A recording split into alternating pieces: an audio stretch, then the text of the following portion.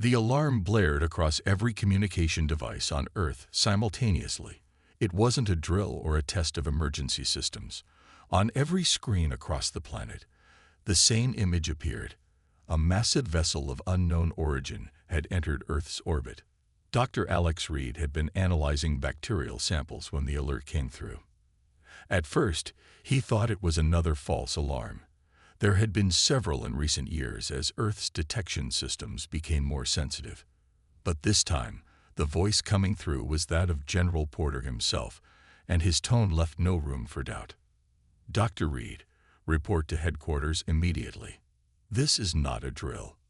Within hours, Alex found himself in a hastily assembled situation room with military officers and government officials from around the world. The screens showed the alien vessel, a dark, elongated structure with odd protrusions that reminded Alex of an insect's carapace. They're calling themselves the Volk, General Porter explained as Alex took his seat, and they've requested diplomatic contact. A woman in a crisp suit, Alex recognized her as the UN secretary, added, "We need you on the diplomatic team, Dr. Reed. Your background in xenobiology makes you our best asset for this encounter." Alex nodded, though his mind raced with questions. His military training from years ago seemed suddenly relevant again. What do we know about them? Very little, admitted Porter.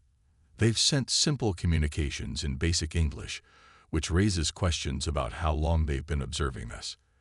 They've agreed to meet on neutral ground, the International Space Station. 24 hours later, Alex found himself aboard the ISS, waiting with 5 other humans selected to make first contact. When the airlock finally opened, Alex's scientific curiosity battled with primitive fear. The Volk were tall, nearly 8 feet, with bodies covered in what appeared to be a natural armor. Their limbs moved with precise, almost mechanical movements. Their heads featured multiple eyes positioned for maximum field of vision, and mandible-like structures framed what must have been mouths. Despite their insectoid appearance, they moved with a grace that suggested intelligence and purpose. The leader stepped forward. "I am Commander Thran of the Volk Exploration Fleet." The voice came not from the creature's mouth, but from a device at what appeared to be its throat. "We come with peaceful intent to establish relations with your species." The formal greetings proceeded according to protocol, with the UN representative speaking for Earth. Alex observed the aliens carefully, noting details about their physiology and behavior. He could see that despite their imposing appearance, they seemed cautious, perhaps even nervous. After preliminary introductions, Commander Thran made an unexpected request. "I wish to speak privately with your scientist." A long finger pointed directly at Alex. The human delegation exchanged glances. This wasn't in the protocol. After a brief whispered conference, they reluctantly agreed. Alex found himself in a small conference room with Commander Thran. The alien dismissed its own guards with a series of clicking sounds. When they were alone, Thran's posture changed subtly, less rigid, more vulnerable. "Human doctor," Thran said, its translated voice lower now. "Your species has qualities we have observed from afar, qualities I require." Alex kept his voice steady. "What qualities would those be, Commander?" "Adaptability, curiosity, and a strange concept you call medical ethics." Thran moved closer. "I have a request that will sound unusual to your ears." "I'm listening," Alex said, fighting the instinct to step back. The alien commander reached up and removed a piece of armor from its neck, revealing softer tissue beneath. "Human, you will examine me." Alex blinked in surprise.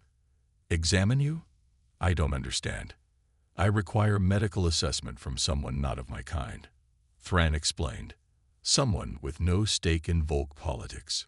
Someone who can be trusted to speak truth." "But I know nothing about your physiology," Alex protested. Thran's multiple eyes fixed on Alex with an intensity that made him uncomfortable. "You will learn. You must. The future of both our species may depend on it." As Alex hesitantly stepped forward, he couldn't shake the feeling that this bizarre request was only the beginning of something much larger than a simple medical examination. Whatever Commander Thran was hiding, it was serious enough to risk trusting a complete stranger from an alien world. Alex stood frozen for a moment, processing the alien commander's strange request. The room felt suddenly small, the air heavy with significance. This wasn't just first contact anymore. It was something more intimate and potentially dangerous. "I'll need tools," Alex finally said. "And I have no idea what's normal for your species." Fran reached into a compartment on what appeared to be a utility belt. "These will help." The commander extended a device resembling a tablet. "This contains basic information on Volk physiology. It has been translated for your understanding." Alex took the device carefully and began to scan through the information.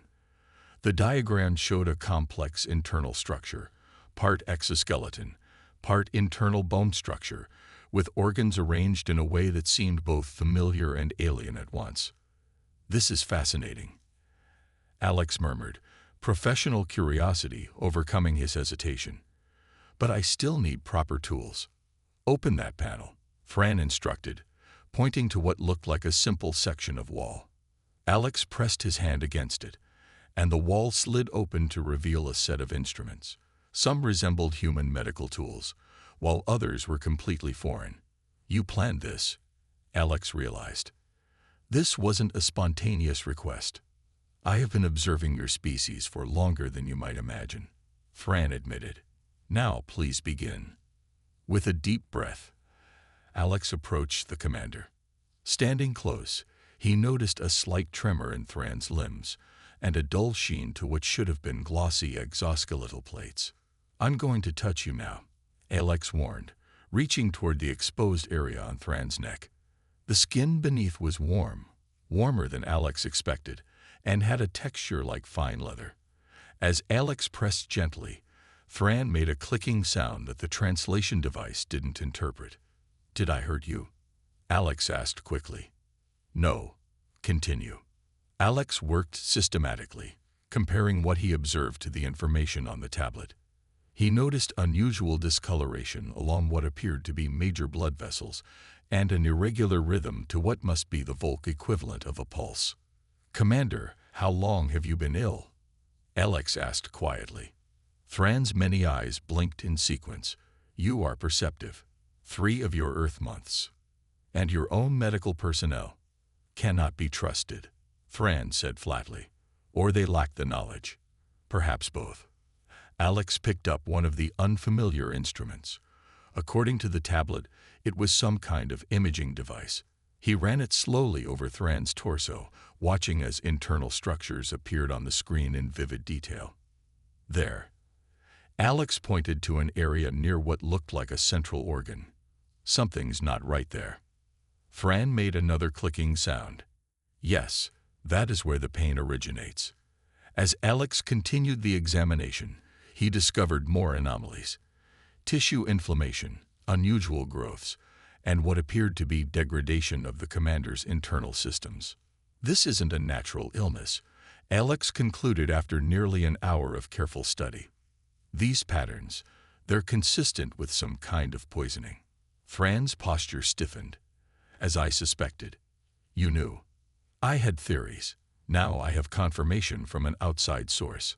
Thran's voice dropped lower. 3 other fleet commanders have died in the past year. Official reports claim natural causes.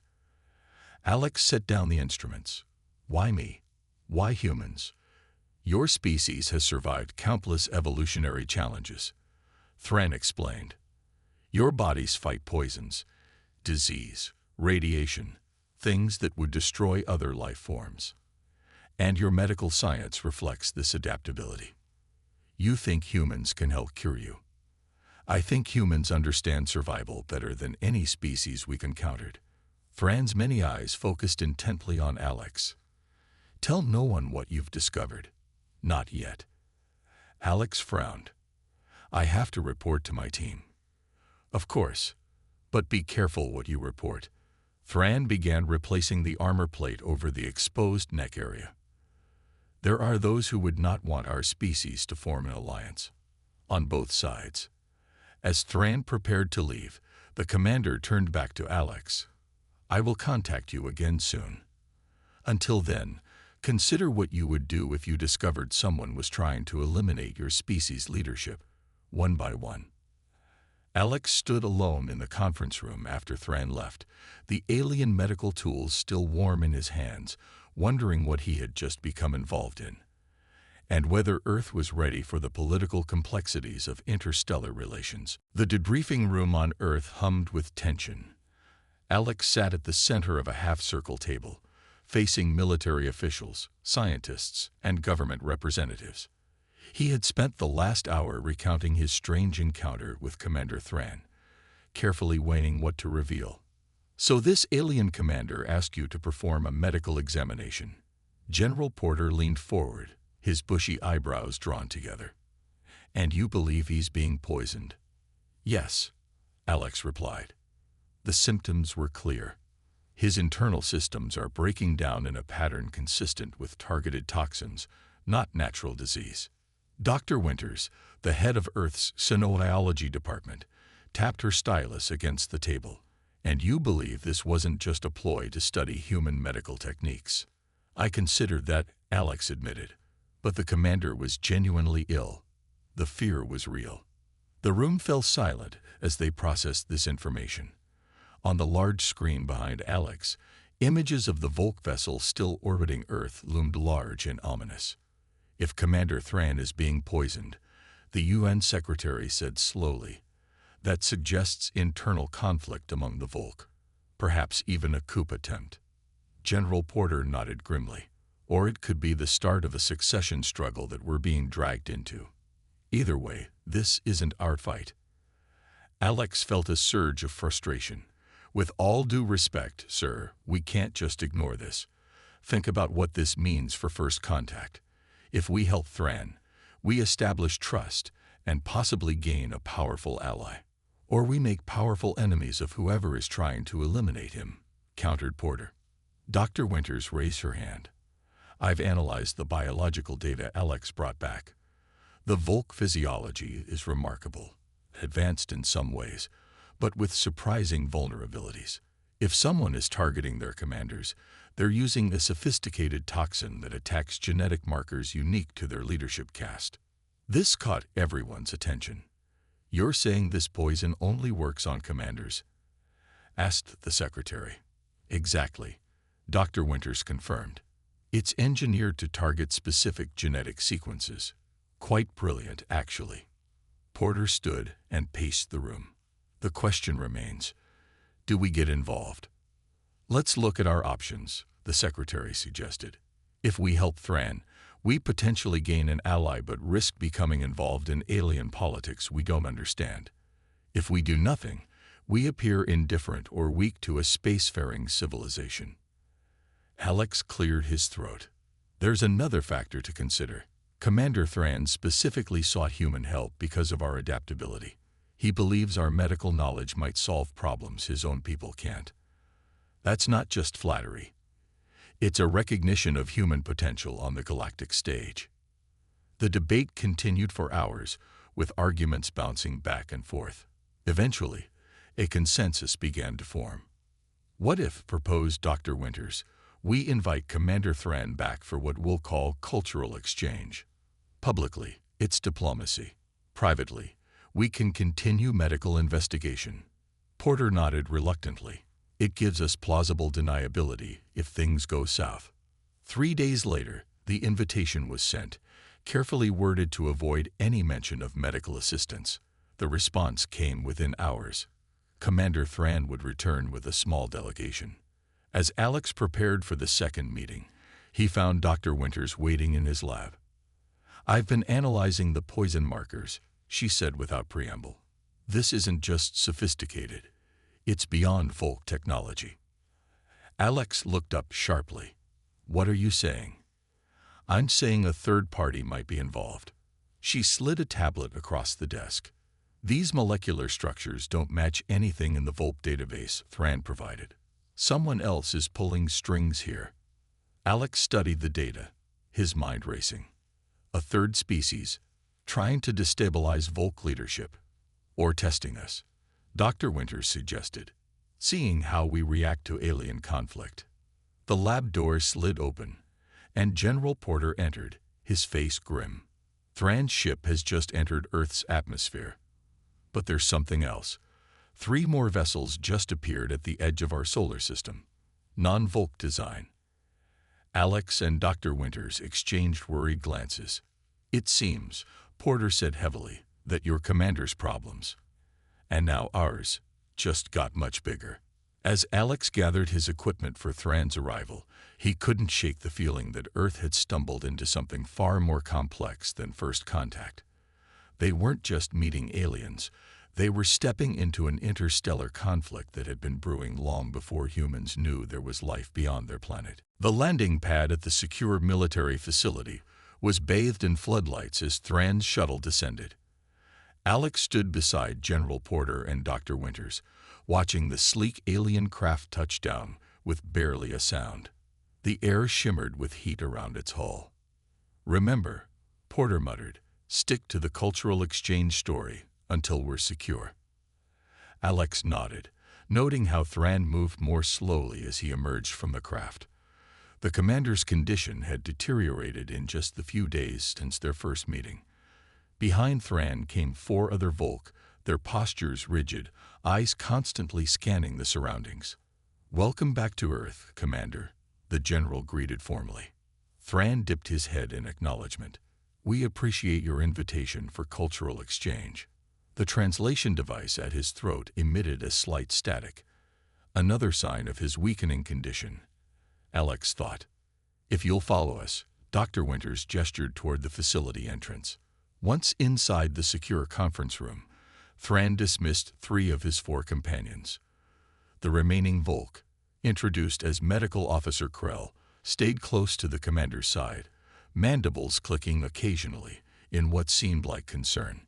"Your condition has worsened," Alex said bluntly once the doors were sealed.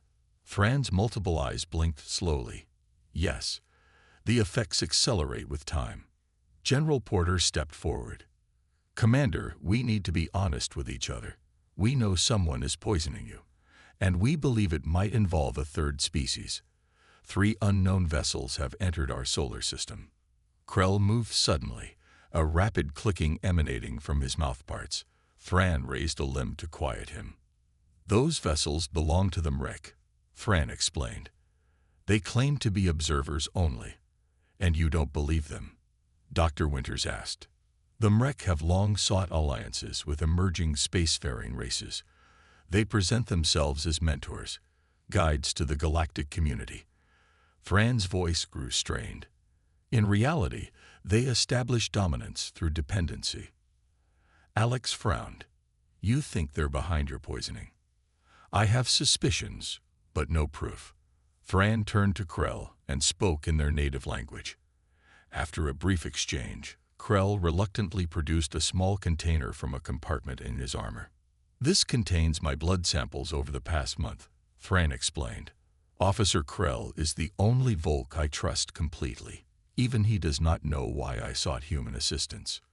Dr. Winters took the container. "We'll analyze these immediately." While Winters left with the samples, Alex conducted another examination of Thran.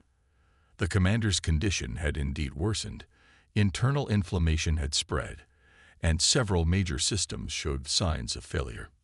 "Why didn't you tell your delegation about the poisoning?" Alex asked quietly as he worked. Thran's voice dropped lower. "Because I do not know who to trust. 3 commanders before me died suddenly. Each had advocated for open contact with Earth." Alex's hands paused. "You think someone doesn't want the Volk and humans to connect. The MREC approached us 50 years ago, offering technology and protection. Many Volk believe we should align with them exclusively." Thran winced as Alex probed a particularly sensitive area. "Others, like myself, see the benefit in diverse alliances." Hours later, Dr. Winters returned with results that confirmed their worst fears. "The poison is definitely engineered," she explained, displaying molecular diagrams. "It targets genetic markers specific to the Volk command lineage. But the bioengineering signature isn't Volk technology. It matches samples we've detected from the MREC vessels. General Porter's face darkened. So these MREC are eliminating Volk commanders who favor human alliance. We can create an antidote, Dr. Winters continued, but administering it effectively will require multiple treatments over several days. Fran and Krell exchanged looks. That would require me to remain here, vulnerable, Fran said. Or, Alex suggested, I could go with you to your ship and continue treatment there. The room fell silent. Porter shook his head. Absolutely not. We can't send a human alone onto an alien vessel. Alex turned to face Thran directly. Commander, you asked for my help because you trusted humans. Now I need to know if that trust goes both ways. If I come aboard your ship with the antidote, can you guarantee my safety? Fran stood straighter, seeming to gather his remaining strength. I cannot guarantee anything, Dr. Reed. There are forces at work beyond even my control. He paused. But I can offer you this knowledge. The MREC have visited Earth before, without your knowledge. They have been watching, waiting for the right moment to approach you themselves. Alex took a deep breath and made his decision. Then it's even more important that we work together. He turned to Porter. General, I need to do this. Not just for Thran, but for humanity's future in the stars. The Volk shuttle hummed with unfamiliar energy as it carried Alex toward the massive mothership orbiting Earth. Through the viewport, the alien vessel grew larger, its dark, segmented hull reminding Alex of a massive insect carapace. His medical kit, containing the newly developed antidote, felt heavy in his hands. Are you certain your treatment will work? Krell asked, the translation device making his concern sound flat and mechanical. As certain as we can be without previous test subjects, Alex answered honestly. But Commander Thran will die without it. The shuttle docked with barely a shudder. When the airlock opened, Alex stepped into a world entirely alien. The air carried unfamiliar scents. The lighting cast everything in a blue-green hue that made his eyes strain to adjust. And the temperature was several degrees warmer than human comfort. Fran waited just beyond the docking area, surrounded by several Volk officers who eyed Alex with what he interpreted as suspicion. Their mandibles clicked rapidly, conversations his translator couldn't catch. The human will accompany me to the medical bay, Thran announced to his officers, alone. This caused visible agitation among the Volk. One stepped forward, larger than the others, with distinctive red markings on his exoskeleton. Commander, this is unprecedented. Allowing an alien access to our medical facilities is my decision, Sub-Commander Vrex. Thran interrupted. Or do you question my authority while I still live?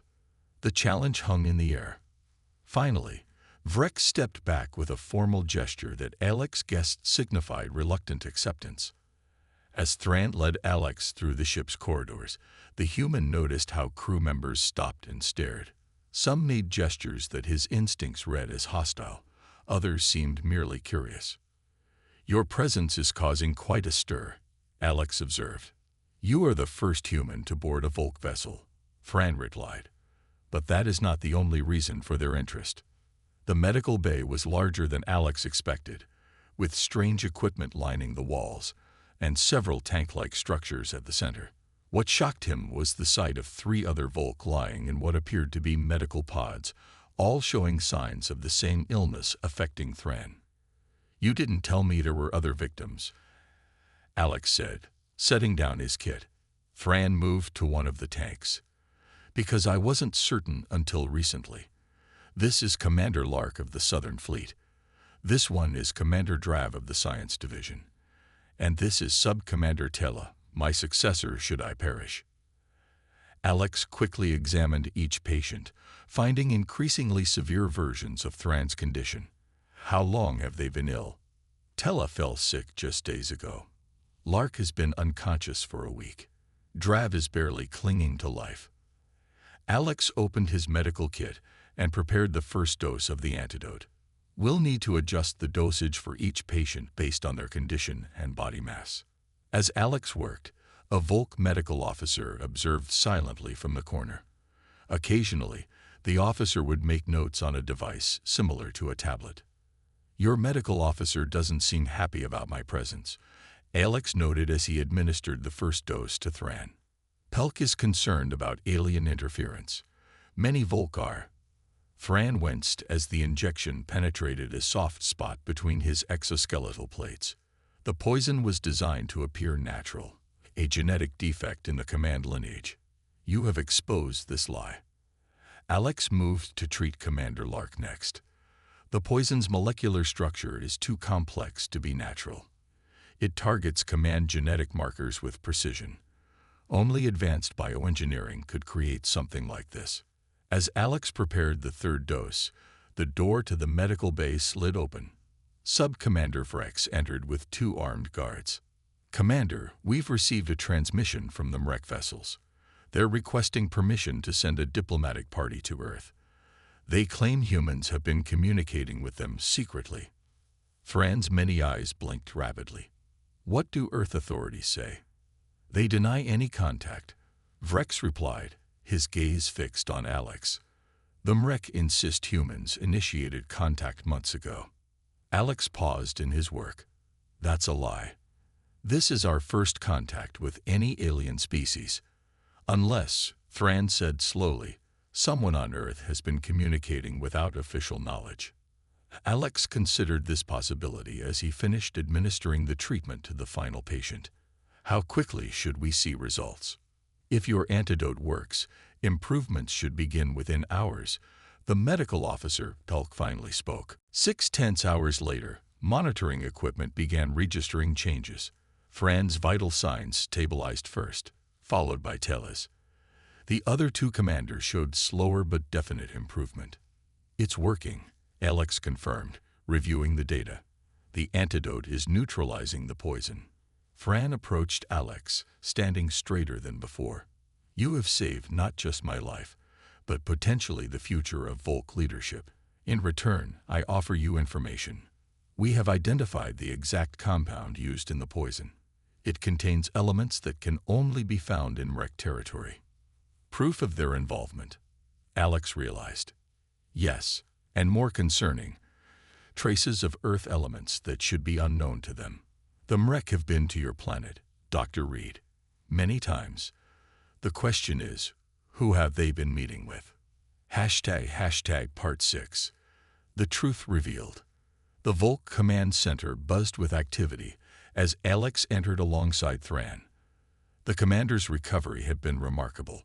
Within 24 hours of treatment, his strength had largely returned, though the lingering effects of the poison would take time to fully dissipate. On the main display screen, images of Earth rotated slowly next to 3 blinking dots representing the MREC vessels.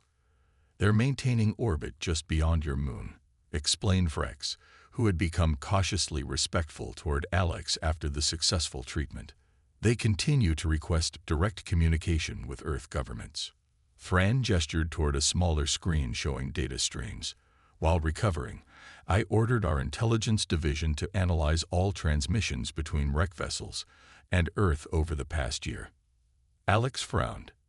"You've been monitoring our communications, as you have been monitoring ours," Thran replied, not uncannily. "It is what cautious species do upon first contact." Alex couldn't argue with that logic. "And what did you find?" A female Volk officer stepped forward. Her exoskeleton featured intricate patterns that Alex now recognized as rank insignia for intelligence work. "Regular transmissions have been detected between wreck ships and a location in your northern hemisphere," she explained, bringing up a map on the screen. "Here." Alex recognized the coordinates immediately. "That's near the North Center for Advanced Research, a private scientific organization funded by several governments." Thran made a clicking sound that Alex had come to recognize as concern. "The transmissions began 8 months before our arrival. The pattern suggests information exchange, not mere observation. Someone at NCAR has been talking to them, Rick," Alex said, the implications hitting him. "They knew about aliens before first contact." Thran touched a control panel, and new images appeared, chemical formulas that Alex recognized from the poison analysis. The poison contains elements from 3 worlds, MREC compounds, Volk biological markers, and Earth minerals that should be unknown to the MREC. Alex studied the formula, his scientific mind racing. The Earth elements. They're rare isotopes used in quantum computing research. NCAR specializes in that field.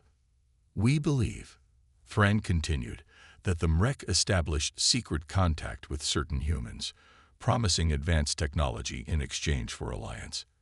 When they learned of our approach to your world, they needed to prevent official first contact. So they poisoned Volk commanders who supported human alliance, Alex concluded. Using Earth elements as part of the poison compound would implicate humans if discovered. A clever strategy to create distrust between our species. Fran agreed. The command center fell silent as everyone processed this information. Finally, Alex spoke. I need to contact Earth immediately. General Porter needs to know about this. Within minutes, a secure channel was established. Porter's face appeared on screen, lined with worry. Reed, are you all right? I'm fine, sir, but we have a situation. Alex quickly explained what they had discovered. Porter's expression darkened. NCAR's director, Dr. Marcus Bell, has been leading the push for us to respond to the MREC requests for communication.